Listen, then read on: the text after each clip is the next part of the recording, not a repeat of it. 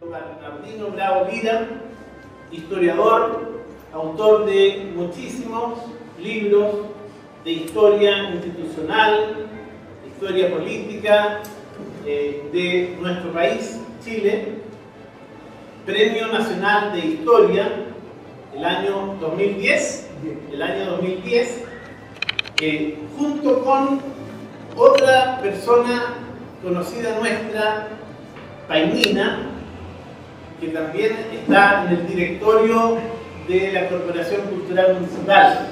Carmen Luisa Letelier fue galardonada ese año como Premio Nacional de Música, Bernardino Bravo Lira, Premio Nacional de Historia. Así que por ese lado es motivo de gran orgullo. Por otro lado, también no podemos dejar de resaltar los vínculos de Bernardino, de su familia, con este territorio nuestro que está formado por Paine-Huin. Los Bravo Lira, son una antigua familia huinense. Bien, con esa presentación es suficiente. Tiene la palabra don Bernardino, todo el escenario es suyo. Bueno, yo le voy a decir que yo juego con trampa prácticamente, porque el tema que he tomado es un tema completamente nuevo. ¿Ah? En la historia pueden haber cosas nuevas, ¿ah? Como por ejemplo descubrir en qué se equivocaron los antiguos. Entonces, esto es precisamente el tema de esta charla. La nueva historiografía o la revisión historiográfica de lo que fue la independencia. ¿Ah? La independencia ha sido presentada de diversas maneras, ¿ah? Y sobre todo lo más sospechoso de los que han escrito sobre la independencia, Barros Arana, los historiadores brasileños y todo lo demás, es que buscan las causas de la independencia. A veces las causas de la independencia ocupan varias páginas porque no hay ninguna. Entonces hay que inventar causas, que estaban descontentos los americanos, de que los chilenos eran, como dice Barros Arana, sumidos en la independencia, en la ignorancia y mantenidos en la ignorancia por la monarquía y cosas por el estilo. Entonces por eso se sublevaron. ¿Ah? Pero la verdad es que ni se sublevaron y no estaban sumidos en la independencia ni mucho menos, ¿no? Bueno, entonces, hecha esta pequeña introducción, verán ustedes estos dos personajes que en cierto modo son los que justifican y respaldan la nueva visión de la independencia que existe ahora, que no es el fracaso de la monarquía, el descontento de los americanos, sino al revés, la reacción de los americanos contra la invasión de los franceses en 1808. ¿Ah? O sea, la monarquía española era, y la monarquía portuguesa, eran dos grandes potencias en ese tiempo. Y la monarquía española, una de las mayores potencias, ¿no? Poco antes, inmediatamente antes de la Revolución, en 1774, se produjo en Europa lo que hoy día nos dejaría verdaderamente asombrados, ¿no? Lo que se llamó la renversement des alliances, darse vuelta de las alianzas. Había variado el mapa político, el mapa institucional europeo, y entonces Austria, que había sido el rival y combatido por Francia, se entiende con Francia justo antes de la Revolución y se pone contra Inglaterra. Y entonces la nueva situación de Francia aliada de Austria y por tanto también de la monarquía española, que siempre formaba una unidad desde Carlos V y Fernando I con la monarquía austríaca, provoca un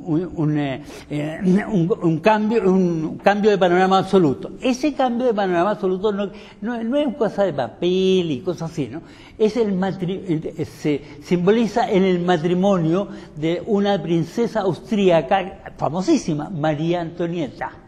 Un encanto de jovencita que se casa con el heredero del rey de Francia. Entonces, eso ya es lo más insólito que puede existir en Europa. Llevaban desde el siglo XVI Francia y España, Francia por un lado, y España y Austria en conflicto. Ahora se entiende. Entonces se produce ese cambio diplomático, político y sobre todo geopolítico, ¿no? Bueno, entonces ese es el trasfondo de la independencia, porque la independencia se produce no por un conflicto entre los indianos, vamos a decir, indianos se llaman los americanos, de la monarquía española y la monarquía española y portuguesa, ni tampoco por un problema de los polacos, austríacos, checos, checos, polacos, austríacos, los centroeuropeos contra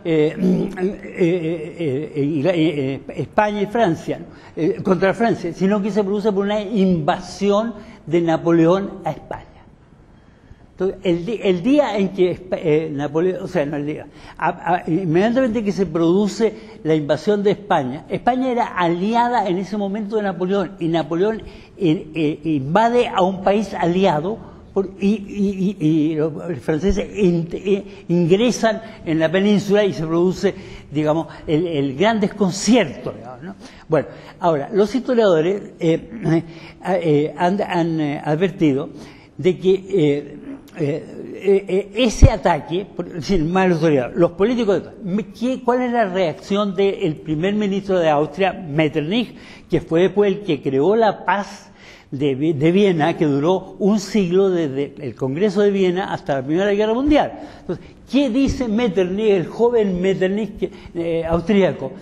Dice: no hay ningún arreglo posible con Francia, que ataca a una potencia más antigua de Europa y que es su aliada. ¿Y qué dice Inglaterra? Wellington es enviado a la península a defender la península contra la invasión francesa. ¿Y qué dice Wellington, no? Dice: los españoles son realmente, vamos a decir, no es la palabra demente, sino que los españoles no tienen arreglo. Metternich dice: no hay arreglo con Napoleón. Y Wellington dice: no hay arreglo con los españoles, porque los españoles, en lugar de luchar por defender su país, se ponen a hacer una constitución en Cádiz y retroceden y abandonan el país. Eso es lo que provoca la independencia, y no el descontento de los americanos, que son fieles a su rey, el descontento de los portugueses, que son fieles a su monarquía. Los dos están invadidos, Portugal y España están invadidos por Napoleón. En el año 7 invade Portugal, y en el año 8 invade Francia. Entonces, el trasfondo de la independencia ha sido hasta ahora, en cierto modo, digámoslo así, muy educadamente, mal entendido. Porque han dicho que la independencia es la sublevación de los reinos de ultramar contra España y Portugal. Y hoy día la última historiografía, estos libros están recién publicados ahora, están desmontando esta visión que nos enseñan a nosotros desde el colegio. Los americanos, después de 3 siglos de ignorancia y de alejamiento y de miseria, en ese tiempo era casi más próspero que Europa. La parte más próspera de Europa era la americana, ¿no? Entonces, los americanos se sublevaron por la opresión que tenían, que sufrían de los españoles y los portugueses. Bueno, ahora traje 2 libros para mostrarlo nomás. Bueno, este libro está publicado por un chileno que se llama Eduardo Andrade, y se llama El ocaso del reino. Se refiere al caso de Chile y la independencia.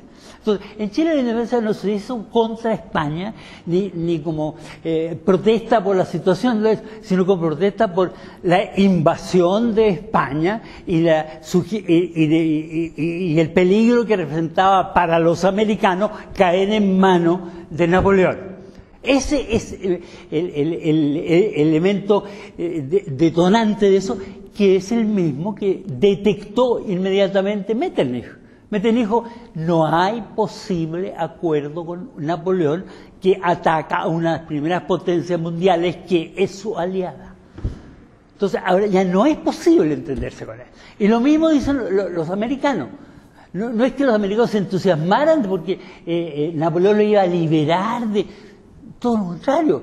El movimiento espontáneo de Portugal, de los brasileños y de los americanos y de los hispanoamericanos es de lealtad a su rey, por supuesto. Así comienza la independencia. ¿Y por qué se produce el fraccionamiento? Porque lo que dice Metternich, lo que dice Wellington, los españoles son tan no lo dice pero los españoles son tan incomprensibles que en el momento en que atacan su propia patria, su propio aliado, la potencia francesa, ellos se ponen a redactar un documento que se llama Constitución, y como no lo pueden redactar en Madrid porque está ocupado, se van corriendo de ciudad en ciudad, y al final, como todavía los franceses no han llegado a Cádiz, en Cádiz hacen el Congreso de Cádiz para hacer una Constitución escrita. Entonces, la cosa más demencia, eso lo dice Metternich con palabras muy claras, lo dice Wellington, que encabeza el ejército inglés defensor de España. Entonces, pero aquí los únicos que lo defienden en España son los españoles. Por supuesto que había españoles que luchaban, pero el sector dominante de España en ese momento creía que había que redactar una constitución. Un historiador francés posterior, cuando uno es posterior puede darse el lujo de decir las cosas con toda claridad, digamos, ¿no? Entonces un historiador francés dice, un imperio inmenso, fiel a su rey, está a punto de hundirse, y los insensatos de los literatos quieren hacer un papel. Esto de hacer un papel, de hacer una constitución, porque el país está invadido, es lo más demencial que puede existir. Eso lo dice Wellington y eso es lo que dice Metternich en 1808, y la tragedia de los países americanos. Este es la mise en scène, como se dice en los franceses. O sea, esta es la puesta en escena de la independencia. Entonces después viene el relato de la independencia. Entonces el relato de la independencia en los países indianos, hispánicos y en portugués, y en el país portugués está falseado completamente, y estos dos libros, yo estaba mirando la fecha de edición para que vean ustedes que es lo último que existe. Este es de 2021. El ocaso del reino. La independencia de Chile no es una rebelión contra la monarquía, ni mucho menos. Vamos a ver qué es. Pero tampoco es la furia por hacer un documento. Ya, esto lo dice, lo prueba y lo muestra Andrade. Y paralelamente, sin ponerse en absoluto de acuerdo, aparece un libro aplastante en Brasilia, 2021. ¿Cuánto dijiste de 2022? Para que vean, el mismo año se produce ahora la reacción que en la historiografía se conoce, ¿no?, el revisionismo histórico. Entonces, ahora en estos años, se empieza a revisar la visión que nosotros hemos aceptado, a veces a ojos cerrados, de que la opresión española, la opresión portuguesa, provocó la independencia, y la Francia invasora fue la libertadora de América. Entonces, esa visión hoy día se cae por sí sola, pero hay que demostrarlo, ¿no? Bueno, entonces la mejor demostración como estará dada por lo que sucede en América después de la independencia, que está representado por el emperador Pedro II del Brasil y por Portales en Chile. Entonces, vamos a ver cuál es el fundamento de la nueva visión de la historia. Primero, se ha dicho, lo dicen todo el libro y casi todo el libro, ¿no?, que en la independencia de Chile el papel fundamental lo juega la minoría ilustrada que dirige el país, los padres de la patria. Los padres de la patria son un grupo de gente que aprovecha la crisis de la monarquía para apoderarse del poder y deshacerse de la monarquía y convertirse ellos en los señores del país. Aquí tenemos el ocaso del reino.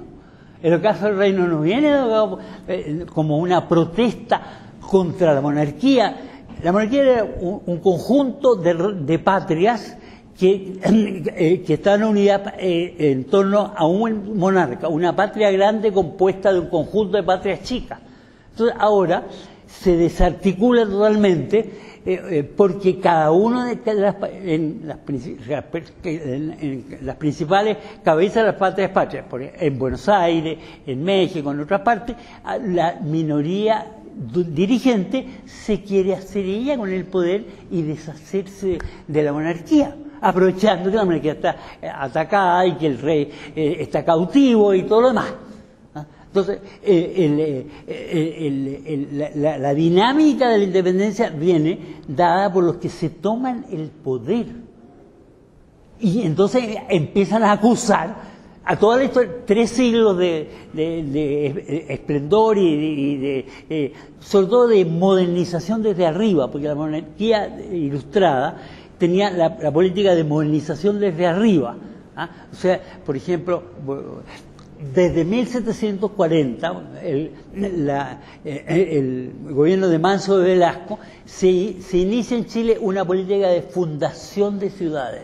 Entre 1740 y la Fundación San Bernardo, de aquí al lado, ¿no es cierto?, casi un siglo se fundan 100 villas a lo largo de todo el país. Muy difícil fundar 100 villas en un país que tenía solamente 7 ciudades nomás. ¿Y por qué se fundan 100 villas? Porque hay que congregar a la población para que no viva dispersa en los campos y se pueda ser mejor educada, mejor instruida, mejor atendida desde el punto de vista religioso.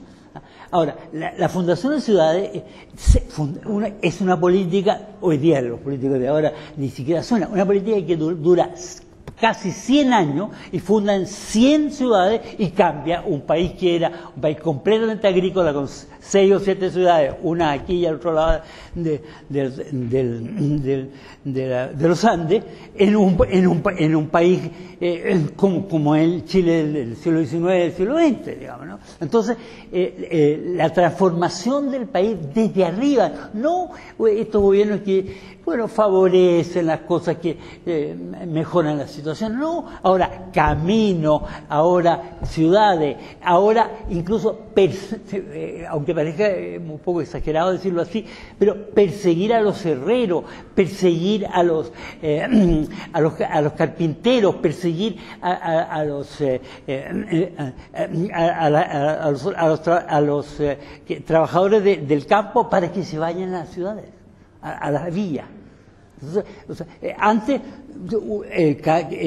solo había los herreros que estaban en cada uno de los fundos o los carpinteros. Ahora se trata de congregar a los que son capaces de mejorar las condiciones de vida en villas. Por eso la política de fundación de villas es un ejemplo de una política que dura prácticamente un siglo, que transforma un país y que transforma un país desde arriba para mejorar las condiciones de vida. Y la prosperidad de Chile llega a un nivel que nunca había tenido en 1808. O sea, en el momento de la invasión española no había nadie que quejarse en ese momento. Bueno, ese es el caso de Chile. En el caso de Brasil es digamos, si yo quiero hacer un poco de teatro, puedo decir, mira, es patético. El caso de Brasil es patético porque lo que se ha contado como independencia es justamente lo contrario de lo que sucedió. En Chile, por lo menos, se encubre la independencia diciendo la minoría de la clase dirigente se apoderó del poder y ya no quiso volver nomás a pertenecer a una monarquía y ser manejado desde arriba o contribuir a sacar adelante al país bajo la dirección de una monarquía. No. Entonces, ahora no, ellos van a dirigir como quieran. Bueno, en Brasil pasa una cosa digamos, completamente distinta. Los portugueses y los brasileños son mucho más sensatos que los españoles y que las clases dirigentes hispanoamericanas. ¿Qué pasa en Brasil? Como se ha producido la invasión francesa, ¿qué hace el príncipe regente? Porque la reina estaba demente. Entonces el príncipe regente dice, nos vamos a Río de Janeiro. Nosotros no vamos a quedar aquí en un Portugal ocupado por los franceses. Nos vamos hacia Río de Janeiro. Entonces se traslada a corte y la cabeza de la monarquía portuguesa, que tiene posesiones en África, que tiene posesiones en Asia y demás, queda en Río de Janeiro. Y es tan patético esto que, por ejemplo, la salida tiene que ser muy apurada antes que los franceses lleguen a Lisboa. Entonces a la reina la meten en un coche y la reina está demente. Entonces protesta no tan fuerte que parece una huida. Eso decía la reina cuando la sacaban y la llevaban a cabo. Entonces se instala la monarquía en Brasil y se inicia para Brasil una época realmente de esplendor como nunca había tenido. Pero tenemos que detenernos en la historiografía. La historiografía ha presentado la huida, la salida del heredero Juan, que después fue Juan VI, sucesor de su madre que muere en Río de Janeiro, de la salida de Juan VI como una huida. Es todo lo contrario. Él se establece aquí para poder enfrentar a los franceses y mantener la monarquía portuguesa en su esplendor. Y entonces, incluso para Brasil, una etapa histórica mayor aún de la prosperidad que trajo la monarquía española con la política de fundación de ciudad, con la modernización desde arriba, digamos, mucho más grande es en Brasil. Brasil se convierte en una potencia bajo Juan VI. Hasta tal punto, yo digo, por decir así, algunos síntomas que son muy claros, ¿no? El único país americano que cuando cae Napoleón en el Congreso de Viena está representado es Brasil. Porque los demás estaban ahí luchando entre ellos y ya había empezado las guerras de la independencia, la inestabilidad política y demás.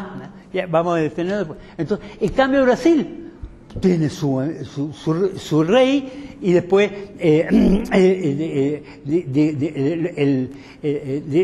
los brasileños recuperan Portugal, el rey entonces se vuelve a Portugal y el hijo, el heredero de él, Pedro I, el padre de este que está aquí, pero dice, me quedo en Brasil. ¿Sabes? Esa es la independencia de Brasil. La independencia de Brasil no fue una guerra civil, no fue una tragedia, fue, incluso la tienen pintada en un cuadro a la orilla del río Ipiranga, el heredero de Portugal, al que le están pidiendo que se vaya a Portugal y que vuelva a tener el centro de la monarquía en Lisboa, dice, fico. Los portugueses son así, claro. Es decir, los franceses, fico, me quedo. Entonces, esa es la independencia de Brasil, fico, no una guerra civil.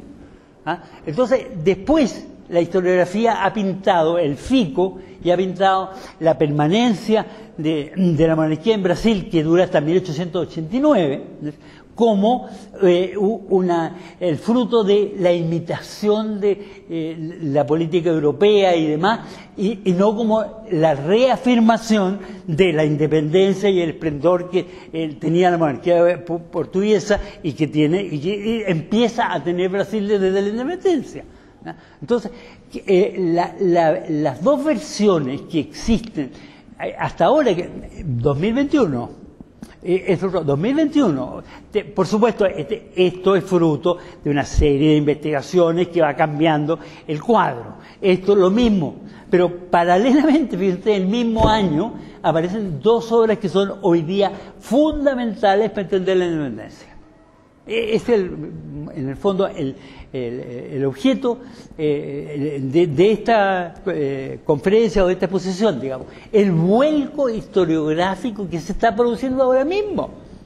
Ahora, en Brasil, como todas estas cosas son dramáticas, porque en Brasil, una vez que se hace la independencia, surge la idea de que la independencia se debió a que Juan VI huyó de Portugal y trató de mantener a Brasil independiente, y que la manera de mantenerlo independiente era imitar a los franceses y hacer los franceses inventaron en su revolución una cosa que hoy día, tómenlo ustedes como quieran hoy día, pero en todo caso, los franceses fueron tan insensatos que inventaron una cosa que se llamaba la Constitución escrita. Hay muchas obras sobre este punto, pero la Constitución escrita es una idiotez completa, porque la Constitución de un país está compuesta por sus instituciones, sus costumbres, su modo de ser, es una cosa incambiable.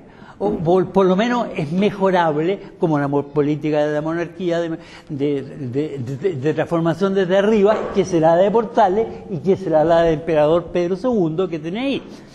Entonces, ¿qué pasó en Brasil? ¿Cuál es la versión oficial de la independencia de Brasil? No, sí que Juan II comprendió que Napoleón era la potencia, que los franceses con una constitución escrita eran el modelo para el mundo entero y demás.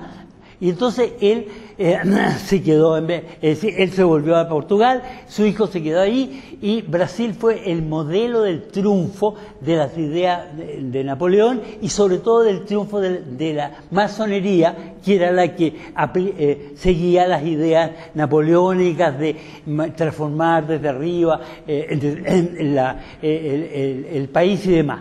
Entonces, esa es la versión que hasta este libro, bueno, poco a poco se ha ido desmoronando, pero este libro ya es una especie de epitafio de la versión oficial que está en todos los libros prácticamente de Brasil. Brasil para ello se adelantó a seguir a Napoleón, a establecer un régimen constitucional y a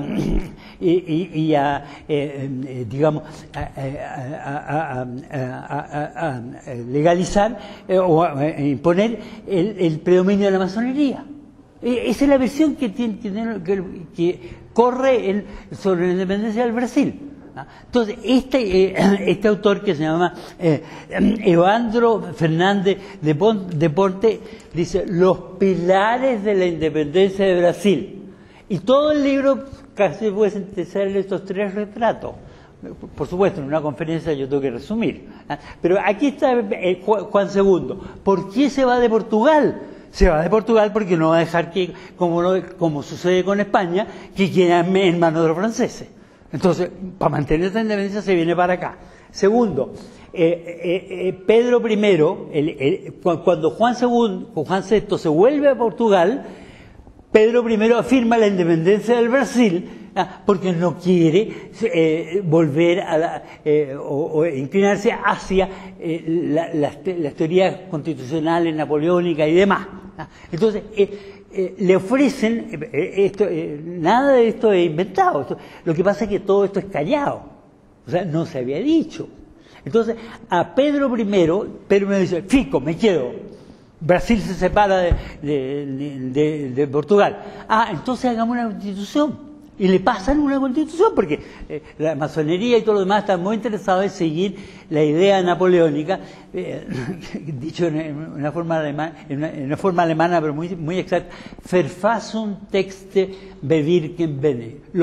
Los textos constitucionales tienen poca significación. Ese texto alemán, digamos, ¿no? Entonces, esa es la actitud de Pedro I. No seguir a los franceses, le ofrecen una constitución igual que tiene Francia, igual que todos los más países que están frenéticos por hacer constituciones. Ahora, el frenesí, ya llevamos más de 250 constituciones, todas inútiles, por supuesto. Solo 3, este es el final de la conferencia, solo 2 constituciones de todas las 250 que se han hecho desde 1811 hasta ahora han durado 30 años. O sea, por eso Verfassung Texte bewirken Bene. Los textos constitucionales no tienen ninguna significación. El país real es mucho más potente que el país legal. Pretender reconformar el país legal el país real con papeles, bueno, es lo que llaman hoy día no sé si lo habían visto ustedes, la constitución pilila que hicieron aquí en Chile. Una constitución pilila que uno la aprueban para reformarla y otro la reprueban para reformarla. Más pilila no puede ser. ¿Se fijan? Y entonces, ¿qué hacen? Vamos a hacer una que no sea tan pilila. ¿Para qué hacen constituciones escritas si lo que pasa lo que necesitan es un régimen de gobierno? ¿Quién dijo eso? Lo dijo Portales. Portales dijo cuando tomó el poder, córtenla con las constituciones. Dijo las constituciones, Portales es un tipo agudísimo y como la gente agudísima sabe decir las cosas. Entonces dijo, las constituciones no son ni buenas ni malas, lo que importa es el régimen de gobierno. Y sacó el país adelante. Hasta Chile se convirtió en el único país estable en el mundo hispánico desde Portales hasta la guerra civil del 91. ¿Y cuál es el lema de Portales? Las constituciones escritas no son ni buenas ni malas. Y además encontró el apoyo, el respaldo y además de quien fue en el fondo el mentor de la República Ilustrada después que murió Portales, de Bello. ¿Y qué dice Bello? Bello dice, las constituciones escritas son papeles que flotan, es literal, no estoy inventando la frase yo, es de él. Las constituciones escritas son papeles que flotan un momento en el torrente revolucionario y luego se hunden. Lo que voy a decir es un poco impropio, pero digamos, es gráfico, digamos. Algunos dicen que las constituciones escritas son más bien excretas. Por eso. Recogiendo la frase de Portales, de Góngora. Si las constituciones escritas flotan un momento en el corriente revolucionario y luego se hunden. Entonces, ¿qué es lo que cuenta en un país? Es la constitución real, la constitución viva, las expresiones son de Bello. Ahora, Bello, como extranjero, es muy prudente para decir las cosas. O sea, no pudo ser el mentor de la República Ilustrada desde 1830 hasta su muerte en 1865, si no hubiera sabido decir las cosas de modo que no molesten, a pesar de que fueran absolutamente intolerables. Entonces, Portales, ¿qué dice en esta materia, en materia constitucional? Dice eso. Las leyes deben ajustarse a la constitución viva del país. Y si no, efectivamente no sirven para nada. O sea, que lo que cuenta es la constitución institucional viva, la Real Audiencia, el presidente, que es de 1603, los dos, el ejército y la administración. Eso es lo que cuenta, no el papelito que vienen a redactar los señores del siglo XIX. Entonces, ¿qué pasa con los papelitos y las constituciones escritas? El emperador Pedro I apenas proclama el Fico, entonces llegan los masones y otros más a traerle su texto. ¿Y qué dice él? dice, voten ese texto, voy a hacer otro texto, executable, un texto que sea capaz de cumplirse. Y entonces él hace hacer una constitución que es la que consagra los mismos principios que tenía la monarquía. Entonces, la Constitución brasileña está que manda a hacer él, no la que hace la Amazon, la que hace él y dice, bueno, esta votenla y voy a hacer yo una executable. Bueno, la executable cuadra con la Constitución viva, porque la Constitución executable dice, el gobierno está para servir a Dios, a la patria y a la ley. Entonces, esa fórmula, piensen que dura hasta Pinochet en Chile. O sea, no es una fórmula que quedó en el aire. Bueno, esa fórmula aparece primera vez en Brasil y no es una originalidad porque la fórmula de la monarquía antes de la independencia de Brasil era la del siglo XVI, servicio a Dios, servicio al rey y servicio a la patria. Entonces, lo único que se hace en Brasil distinto es decir, reemplazar el servicio a Dios, al rey y a la patria por el servicio a la patria y a la ley. Y ese es lo mismo que hace Portales. Portales, cuando todo el gobierno, nada de hacer una nueva constitución, cosas absurdas. Simplemente reforman la constitución que había del 33 y ponen la frase. El presidente, la frase es igual a la del emperador de Brasil. Porque el emperador de Brasil es declarado en la Constitución brasileña el jefe supremo de la nación. Y los fines del Estado son servir a Dios, servir a Dios, a la patria y a la ley. En lugar de decir el orden anterior que era servir a Dios, servir al rey y a la patria. Entonces, ¿qué hace Portales? Lo mismo que el emperador. Seguramente Portales no sabía lo que había hecho el emperador Pedro I en Brasil. Seguramente no sabía, pero coincidió absolutamente. Déjense de esa constitución del 28 que han hecho ustedes, qué sé yo. Ahora la constitución va a decir lo siguiente. Lo único que van a hacer, hagan esta corrección. Entonces, el presidente es jefe supremo de la nación. Oye, por segunda vez, desde el tiempo de la monarquía, por primera vez Chile tuvo cabeza. Porque fue igual que el emperador de Brasil, jefe supremo de la nación. Y la Constitución, ¿para qué sirve? Entonces, para hacer, en Chile se dice, entonces se dice, el jefe supremo y garante de que el servicio a Dios, el servicio a la patria y el servicio a la ley. Y eso dura hasta Pinochet. La nueva Constitución, bueno, es bueno que algunos lo sepan, pero lo primero que hizo fue suprimir jefe supremo de la nación. Entonces, los presidentes que hay después de Pinochet entregó el poder solemnemente, pero no a otros jefes supremos de la nación, sino a unos presidentes menores, que son los del cual que no saben ni qué hacer. Entonces, los presidentes menores no son jefes supremos de la nación, tienen que entenderse con los partidos. Y además, la sorpresa que se llevaron es que al poco tiempo de tratar de entenderse con los partidos estaban desbordados por la autoorganización de la sociedad. Desde operarios hasta empresarios organizados. Entonces, eso no se dejaba manejar por los partidos ni por el presidente menor. Entonces, por eso el resultado de los presidentes menores ha sido sintetizado por Rodríguez Elizondo. Ahora, o sea, lo pueden leer ustedes. Tiene un estudio que es desde Elwin hasta, no sé si hasta Piñera o hasta Piñera.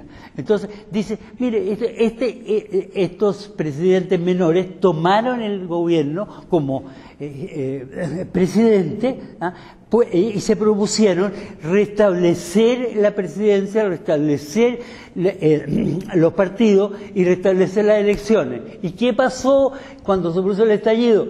De que el presidente tenía un 3% de apoyo, los partidos tenían, el presidente tenía un 6%, los partidos tenían un 3%, y de las elecciones solo los viejos votaban porque la demás gente considera que es completamente inútil. Está la estadística, o sea, esto no lo inventa nadie.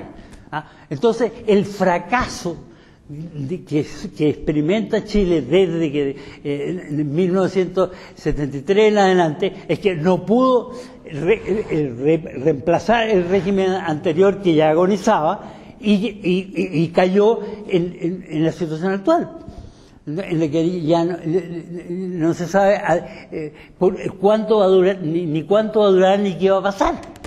¿Se fija? Porque ya no hay un jefe supremo de la nación, no hay. Tampoco hay partido, porque los partidos ahora quieren disminuir el número de los partidos porque están espantados de que sean tantos. Y además los partidos no tienen ninguna base para poder hacer el gobierno. ¿Qué tiene que ver con el gobierno los partidos?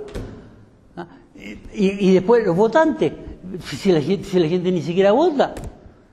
Entonces, eso es lo que Rodríguez Elizondo, en su libro, se llama así, un libro que estudia la institucionalidad chilena desde Elwin hasta ahora. Entonces, ni presidente, ni partido, ni elecciones. Fracasaron entonces, y por eso se puso ese estallido.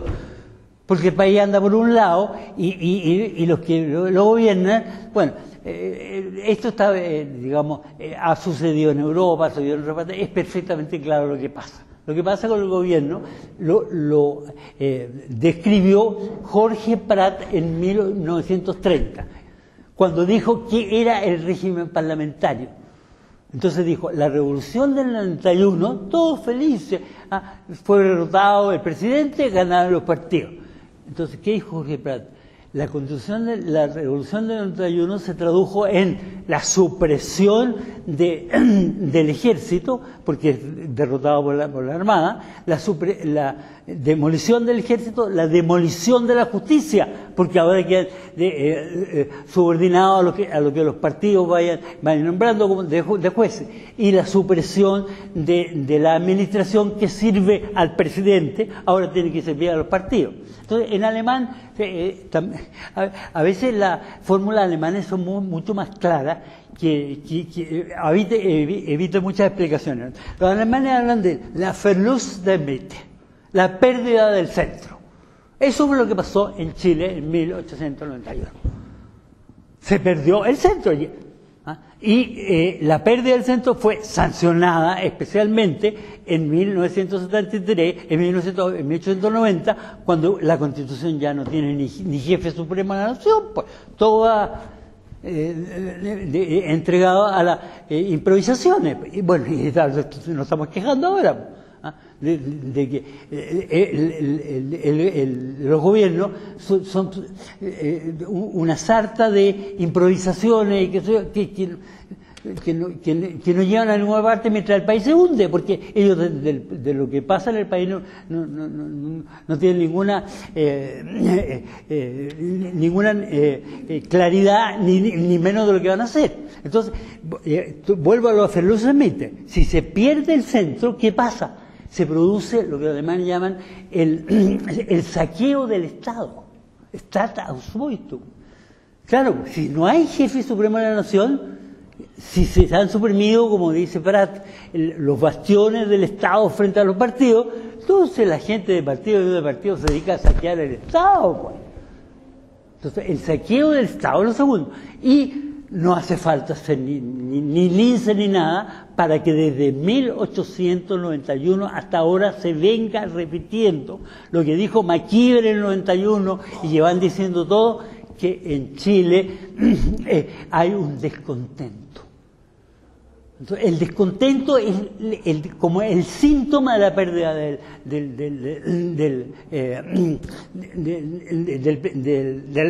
jefe de Estado y sobre todo de una política de Estado. Entonces, se produce Ferluz, pérdida del centro, saqueo del Estado. Entonces, todos buscan leyes que les favorezcan y qué sé yo, saqueo del Estado. ¿Y cuál es el resultado de eso para el pobre chileno que vive de su trabajo y de eso? El descontento, po. Entonces, pregúntele a Carlos Peña, po, que incluso Carlos Peña lo ha dicho maravillosamente, dijo, en Chile estamos mejor, pero más descontentos. Entonces, todos esos fenómenos no son, digamos, casualidades, ¿no es cierto? Es la consecuencia de dejar de lado el jefe supremo de la nación,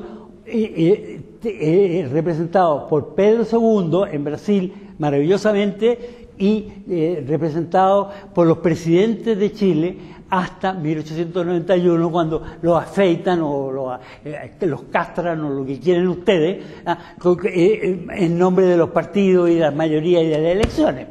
Entonces, la desaparición del jefe supremo de la nación está muy ligada a que el jefe supremo de la nación sostiene la constitución histórica de la nación. Y no queda la constitución entregada a la mayoría ocasional de unos redactores que hacen estos papelitos que no sirven para nada. Ahora, que los papelitos no sirven para nada está claro. Con eso casi podemos terminar. En Hispanoamérica se han dictado desde 1811 hasta ahora más de 350 constituciones. Yo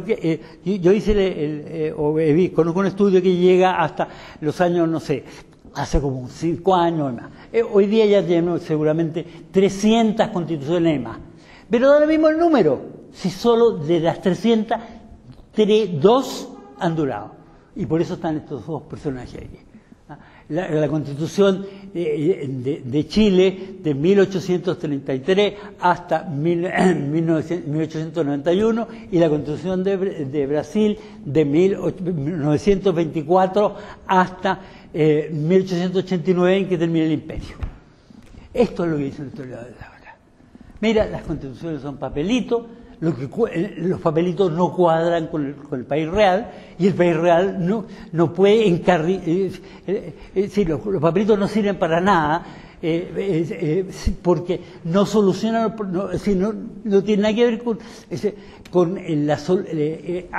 con abordar los problemas reales. Lo que dijo Portales, pues, si las constituciones no son ni buenas ni malas, son papelitos, inocentes. Lo importante es el régimen de gobierno, pues. O sea, que se atiendan al país, pues. Entonces, ahora, lo peor, digamos, la guinda del relato es lo que decía el emperador Pedro II de Brasil, que está aquí. El emperador Pedro II de Brasil decía: yo tengo mucho menos poderes que el presidente de Chile. Tengo mucho poder, soy emperador y tengo mucho. El presidente de Chile tiene muchísimo más poderes que yo. ¿Y en qué se manifiesta esto? En que yo gobierno con el régimen establecido, y los presidentes de Chile, acuérdense, hasta Jorge Alessandri, gobiernan con facultades extraordinarias. O sea, la Constitución, ya las constituciones contemplan eso, que el presidente se salga de la Constitución, tiene más maneras de salirse de la Constitución y gobernar el país al margen de la Constitución. Todos los constituciones, la estabilidad de Chile se debe a los presidentes que antes del 91 se salían de la Constitución, si gobernaron siempre con facultades extraordinarias. El único presidente de la historia de Chile que nunca acudió a la facultad extraordinaria se llama Jorge Alessandri. Fue un anacronismo. Después vino la de Bangle. Entonces el emperador de Brasil ya lo entrevió o lo vio, diciendo, bueno, hay dos países estables aquí. Hay dos países que tienen un jefe supremo de la nación, pero yo tengo mucho menos facultades que el de Chile, porque el de Chile tiene que acudir a facultades extraordinarias. Tenía mucho humor, él lo decía muy elegantemente, digamos, ¿no? Pero esa es la verdad, digamos, ¿no? Entonces, resumamos, digamos, la historia de los países hispánicos fue una historia que se quebró en la época de la independencia, pero se quebró no porque se hubiera optado por soluciones distintas o sea, por soluciones escritas y con cuestiones escritas. Las cuestiones escritas no sirvieron para nada, nunca han servido para nada. Por eso la frase alemana, Verfassung Texte wirken wenig. Las constituciones escritas no tienen eficacia. Entonces, pretender arreglar un país con un papel es lo más demencial que puede existir. Eso es lo que dice Bello, lo que dijo Portales, lo que practicó el emperador de Brasil y lo que dice cualquier persona sensata. Bueno, ahora tenemos un par de historiadores que han sacado a luz esta visión nueva de la historia. Los males que nosotros hemos sufrido desde gobierno se deben no a que no tengamos constituciones o que no tengamos buenas constituciones, sino que no tenemos un régimen de gobierno. Ese es el problema. ¿Se fijan? Bueno, eso sería, digamos, un resumen de la situación. O sea, no nos engañemos que con papelitos no vamos a arreglar nunca nada. Entonces, esto de que uno va a redactar un papelito, con papelito no se arregla nada en un país. Entonces, esa es la conclusión que hace de la nueva historiografía, digamos, de autores como Fernández de Ponte o Andrade, que todavía no son ni siquiera conocidos, son del 21. Bueno, ellos naturalmente han recogido una investigación de antes, pero ya tenemos formulaciones de una nueva visión de la historia que nos muestra que la estabilidad y el progreso de los países no puede someterse o esperarse de un papelito mejor o peor, más pililo o menos pililo. Eso sería todo.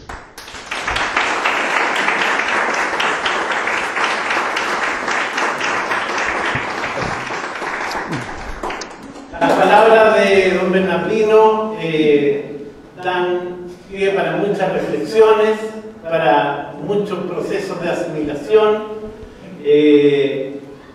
no solo para este momento, sino que para mucho tiempo para adelante. Es importante la idea de que los países se centren, y lo grave es que pierdan el centro. Entonces yo quería preguntarle, don Bernardino, lo que ocurrió en 1808 en todo el ámbito del mundo hispánico, ¿es una pérdida del centro y que eso repercute en lo que ocurrió en los distintos? Claro, o sea, no, pero o sea, si uno sintetiza la historia desde la época de la independencia, se da cuenta de lo siguiente: los países hispánicos formaban parte de una monarquía múltiple en que había una patria grande y patrias chicas. Los países europeos de Centro Europa igual. O sea, la monarquía austríaca era 10, 20 patrias y una patria grande que amparaba todas, y por eso podía mantenerse. Cayó la monarquía múltiple allá y acá, y los países quedaron a la deriva. Yo voy a poner, lo de la deriva, vamos a poner un último ejemplo. Hay una constitución que duró 30 años en América, además de las dos que dije. Es la Constitución de Uruguay. Esa Constitución de Uruguay se dictó en 1800, déjame ver exactamente, bueno, no me acuerdo bien, supongamos 24. Se dictó en la primera Constitución que se hacía en Uruguay, 1824, y duró hasta 1927. Entonces, es una Constitución que duró tanto como la nuestra. Pero, ¿en qué condiciones duró? Hubo 4 presidentes asesinados, varios golpes de Estado, y la Constitución murió tan virgen como había nacido, porque nunca nadie la aplicó. Esa es la otra Constitución que duró. O sea, todo esto está muy claro ya. Pero ahora hace falta que la gente estudie y vea, digamos, de que no se pueden autoengañarse con que con papeles se van a resolver los problemas de los países. Esto está claro. Y lo dijo Jovellanos de una manera muy exacta el año 1811, antes que se dictara ninguna constitución en un país hispánico. Entonces dijo él, las constituciones se redactan en pocos días, se contienen en pocas hojas y duran pocos meses. Eso lo dijo advirtiendo que no se hicieran constituciones, como los franceses ya tenían 6 constituciones. Entonces, ya viendo que los franceses que inventaron la constitución escrita en 1791 ya tenían 6, entonces él dijo, se redactan en pocos días, se contienen en pocas hojas y duran pocos meses. O sea que esto ya era conocido antes que se dictara la primera constitución en el mundo hispánico. Esto lo vio él. Lo felicito en primer lugar, pero quiero hacerle una pregunta. No. Si no son, como usted muy bien dijo, los pueblos reales, los autores de la independencia, por ejemplo, porque es un ejemplo, ¿Ya? ¿Sí? los autores de la historia, ¿quiénes son? Si no son los pueblos reales, ¿quiénes son? La minoría que se tomó el poder, pues. Y naturalmente, como era una minoría... ¿Quién lo financió a esa minoría que se tomó el poder? Ella, pues, con los... ¿Quién pone los recursos? No, ellos se apoderaron de los recursos que tenía la monarquía, pues. Y además empezaron a establecer impuestos y otras cosas que pagaban ellos o no pagaban. Si no es un problema, pero no es un problema económico sino que resulta de que el gobierno tiene que ser para el bien común y tiene que respetar a las personas y no simplemente determinar que por las leyes las personas tienen esto, tienen otra cosa. Los bienes de la persona son intocables. En cambio, los famosos derechos que dan las leyes, bueno, un día se suprimen, un día se aumentan, un día se cambian. Los derechos son papeles. En cambio, los bienes de la persona son intocables. Honra, vida y hacienda. Eso era la monarquía. Honra, vida y hacienda son bienes de la persona y son del siglo XIII. La numeración típica es del siglo XIII. O sea que el gobernar consiste en dar a cada uno lo suyo, no empezar a repartir lo ajeno con papelito. O sea que la parte económica, digamos, pertenece a los medios con que cuenta el gobernante y cómo lo utiliza. Y ahí tiene el ejemplo de la fundación, de la política de la fundación de ciudades, por ejemplo. O sea, en Chile el régimen de gobierno se acabó a partir de la independencia y se restableció en la época de Portales hasta la Revolución del 91. Ahí quedó el Estado inerme, como se vino a dar cuenta solo en el año 30, Prat, cuando dijo los 3 bastiones del Estado han desaparecido. Estamos en manos de los partidos. Usted habló de la masonería. Es que la masonería en materia política se manifestó precisamente como partidaria de las constituciones escritas y de transformar los países por medio de constituciones. Y hay gente que todavía cree que los países se pueden hacer o deshacer por medio de papelito. La masonería es de esa onda. ¿Y por qué es de esa onda? Eso es importante. Porque para la masonería no existe la trilogía Dios, Rey, Patria. Entonces, como no existe el elemento Dios, entonces nosotros hacemos lo que queremos. ¿Te fijas? O lo que nos parece. Incluso, hay que distinguir entre ser laico y ser laicista. Laico es el que se da cuenta que hay cosas opinables y qué sé yo. Pero ser laicista es el que se dice, hay solo cosas opinables y ninguna intocable, como son los bienes de la persona o como es la revelación divina. Entonces, el laicista dice, no, yo me atengo solo a lo que diga la razón. Prescinde de la revelación. Es muy caro prescindir de la revelación porque entonces todo se viene abajo tarde o temprano.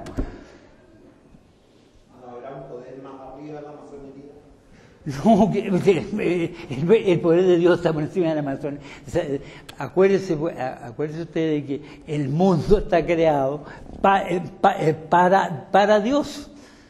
Él lo creó y para sí. Entonces,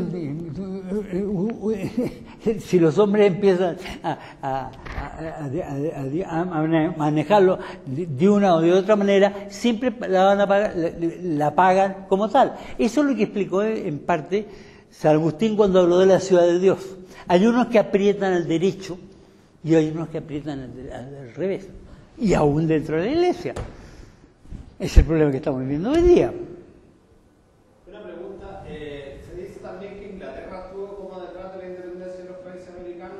Claro, mira, los ingleses realmente son inimitables, ¿ah?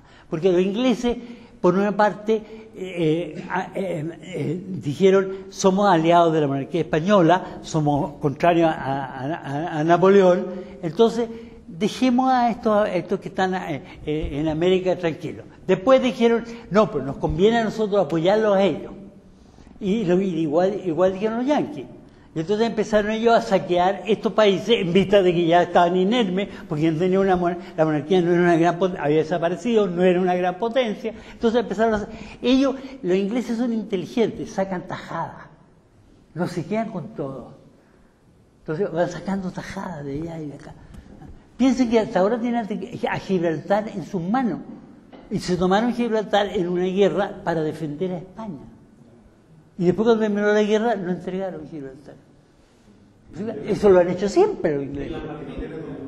O sea, mira, los ingleses tienen la habilidad de hacer los desafueros que sea con elegancia y distinción. Por eso, por ejemplo, un autor chileno ha comparado al hidalgo con el gentleman. El hidalgo, claro, tiene el honor muy a flor de piel, aunque la cubra con harapos. En cambio, el hidalgo, el gentleman, lo único que le preocupa es no quedar mal. Pase lo que pase, quedar. Bueno, eso dice él. Ustedes me disculparán, pero un historiador prefiere no tener opiniones propias, sino seguir las opiniones de los que saben. ¿Te fijas? Entonces, eso, los ingleses son así y lo dice un historiador. Y así uno puede hacer caso de historiadores, filósofos, qué sé yo, no necesitan tener genialidades propias. Lo importante es saber quiénes son sensatos y quiénes son insensatos. O por lo menos darse cuenta. A todos nos va pasando al curso de la vida que vamos descubriendo. Sí, volviendo a la época de la independencia, quería pedirle su opinión respecto a algo que dijo el padre Osvaldo Lira hace ya varias décadas y que no ha prosperado.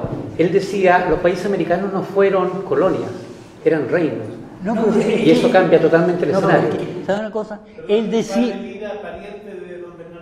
Bueno, pero lo mismo, o sea, hay parientes de los cuales que uno se lamenta y hay parientes que uno admira. O sea que eso no quiere decir nada. Pero lo que dijo Izaguirre fue lo que tiene que decir un historiador. Nunca en América la palabra colonia no se conoció hasta el siglo XVIII. Solo una vez, solo en una ocasión se emplea la palabra colonia desde el siglo XVI hasta el siglo XVIII. ¿Y cómo? A la manera romana. Porque dice que en la frontera de Brasil se formen colonias para defenderla. O sea, la colonia está fuera del territorio y es una defensa del territorio. Eso es lo que tenía el romano por colonia. Entonces, los reinos americanos no solo no eran colonias, sino que no tenían ni siquiera colonia. Piensen que los indígenas chilenos, los indígenas americanos, tenían un parlamento. Los parlamentos chilenos, desde 1641 a 1808, eran iguales a los parlamentos medievales. O sea, había que reunir a los caciques y a los jefes, y claro, la única manera de reunirla era agasajarlos. Entonces, grandes fiestas, tomatina y todo lo demás. Ya. Entonces, se armaba el parlamento, y ¿qué hacían cuál es el papel de los caciques y los quejarse de las cosas y pedir lo que querían? ¿Y cuál es el papel del gobierno? Ver cómo podía atender las quejas y resolver el problema. Eso funciona en Chile mucho más que estos parlamentos de ciudadanos. Los parlamentos en que estaban las dos repúblicas, la República Indígena y la República de los Españoles, que era la monarquía nuestra, bueno, funcionaron desde 1641 a 1000. Y además todavía pasa que las quejas que ahora se descubren que tenían los indígenas chilenos o indígenas de otros países contra la República era porque no cumplían lo que ya se había convenido en los parlamentos. E incluso en Chile, aquí ya ahora se han quedado los historiadores, digamos, asombrados de que los indígenas en 1820 reclaman al gobierno que no cumple lo que se hizo en el Parlamento de 1600 tanto. Que el gobierno no cumple eso. Y ellos no tenían escritura. Nosotros ahora que tenemos las se han encontrado y se han coleccionado los parlamentos, sabemos que lo que alegaron ellos oralmente estaba escrito en el... Pero esa es la cultura iletrada.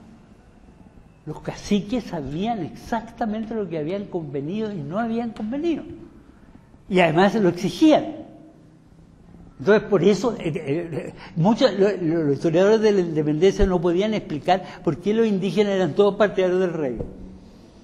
Claro, porque cuando la minoría dirigente se hace con el poder y se desentiende de toda la república indígena, no solo se desentiende, piensen que O'Higgins, disculpémoslo, o si quieren ustedes, culpémoslo como quieran, por indicación de un argentino, se le ocurrió decir que los indígenas eran ciudadanos. Lo peor que podía haber hecho, porque quedaron los indígenas convertidos en personas, privados de todo su régimen protector. Eran ciudadanos y los otros ahora quedaron a merced de nosotros. Todo el régimen protector que tenían ellos que desapareció porque ellos eran ciudadanos ahora. Por eso ellos protestaron, no les interesaba para nada. Incluso todavía los indígenas podían pagar abogados y abogados buenos. Y entonces, cuando Higgins declaró que los indígenas eran ciudadanos, los indígenas protestaron diciendo: las tierras que la ferocidad de los conquistadores nos respetó, ahora nos los quita en nombre de la libertad. Ese es el historiador de Chile, pues, real. Por eso, lo que están haciendo estos nuevos historiadores, esto pasa, digamos, a lo largo del tiempo muchas veces. La historia llega a una versión y luego empieza a ser revisada esa versión y se ve que tiene puntos flacos y puntos fuertes, digamos, ¿no? Entonces, hoy día estamos en una época, en un momento en que, en vista del fracaso de las repúblicas americanas y todo lo demás, se va descubriendo cuál fue el sentido de la independencia y la causa de la independencia, las consecuencias. ¿Quién era el argentino que influyó a O'Higgins en esa idea? Era un cura de Buenos Aires que le escribió una carta. ¿Un cura de Buenos Aires? Pero, no sé... Un cura de Buenos Aires que acuérdense que O'Higgins había sido exiliado, pues. Cuando viene cuando se restablece la monarquía, esto se exilia y hace un ejército libertador.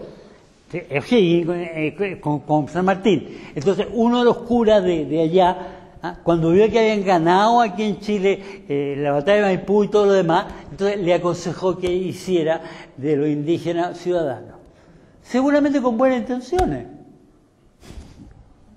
Pero eso enardeció a los indígenas contra la República. Bueno. De hecho, técnicamente la gran sublevación mapuche empieza después de la independencia, yo creo que con las montoneras de los pincheres. No, es que sabe una cosa, nosotros no hemos, los historiadores en general han pasado por alto la situación que existió en Chile desde que se proclamó la independencia. Porque la inseguridad que hay ahora es muy parecida a la inseguridad que se provocó desde ese momento. O sea, es decir, hay relatos y cosas, los indígenas realistas atacaban a los otros, saqueaban y restablecer, fue la labor de Prieto y de otros generales acabar con las montoneras indígenas. Pero las montoneras indígenas duraron hasta la época de Portales. ¿Te fijas? No, o sea, es que, mira, los indígenas, lo único que no eran tontos, eran tontos. Ellos sabían que la monarquía la había protegido siempre. Y el papel, además, es que la constitución de la monarquía era, hay dos repúblicas, una república de los españoles, que son los avecindados en Chile, y otra república de los naturales. La república de los naturales está formada por, según el derecho romano, gente que no puede hacer valer sus derechos. Entonces tiene que ser protegida por el rey. Entonces el papel del rey era proteger a la república indígena frente a los españoles. ¿Te fijas? Ese es el papel. Bueno, y ahora, ¿por quién es el papel? 1504, el codicilio de Isabel la Católica, porque el Estado americano no es un Estado europeo. Entonces, Isabel la Católica pone en su testamento: lo primero y principal que queremos en las Indias es la conversión de los naturales. Entonces, con eso queda configurado un Estado misional. Lo primero es convertir a los naturales. Entonces, y como era una mujer, era práctica. Entonces, la cláusula siguiente dice: y por eso nunca se conseguirá la conversión si no les dan buen trato. Encargo a mis sucesores el buen trato a los naturales. Claro, porque es la única vez que se convierta. ¿Se fija? Entonces, el Estado americano no fue un Estado homogéneo, sino un Estado de dos repúblicas, y una república protegida por el rey. Y eso es lo que suprimió Higgins con el decreto que el curita de Buenos Aires le recomendó, y que él, que era bastante inseguro, creyó que era razonable. Bueno, como ustedes ven, saquemos la conclusión: la historiografía puede avanzar y descubrir, sacar en claro una serie de aspectos que nosotros dábamos por supuesto y que efectivamente eran equivocados y que son la causa de algunos males que estamos sufriendo nosotros. O sea, cuando la historiografía limpia, despeja la realidad, nos ayuda a encontrar las soluciones. Eso está en las 7 partidas. Porque las 7 partidas dicen que la constitución de los países no es la palabra constitución, sino que las instituciones de los países se forjan por los mayores, por los medianos y por los menores. O sea, la gente más importante, entonces la constitución real, o sea, no empleamos, digamos, el orden jurídico, el orden político de los países se forja no por unos señores que hacen un papelito, sino que se forjan por los mayores, los menores y los mayores, los medianos y los menores. Eso está en la partida, antes de que se descubriera América. Entonces, sobre las constituciones escritas pasan por encima de eso, creen que se puede, la constitución real que se formó por los mayores, los medianos y menores en el curso de los siglos, ahora la van a cambiar un par de iluminados que hacen un papelito. Bueno. Bueno, agradecemos a don Bernardino Bravo Lira.